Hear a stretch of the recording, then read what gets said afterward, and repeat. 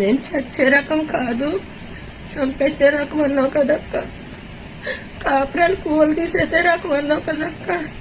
నేను కాపురాలు కూలు తీయలేదక్క, కాపురాలు నిలబెట్టానక్క. ఒక పడవ మీద ప్రయాణం చెయ్యాలి, 2 పడవల మీద ప్రయాణం చేయకూడదని వందనాకి చెప్పాను, శివాజీకి చెప్పాను. నేనేమి ఎవరు నాశనం అయిపోవాలని కోరుకోలేదక్క. తెలియకుండా నా మీద నిందలయ్యొద్దు. 10 మందితో నేను తిరుగుతున్నాను, నన్ను తిరుగుబోతాను చేసావక్క నువ్వు.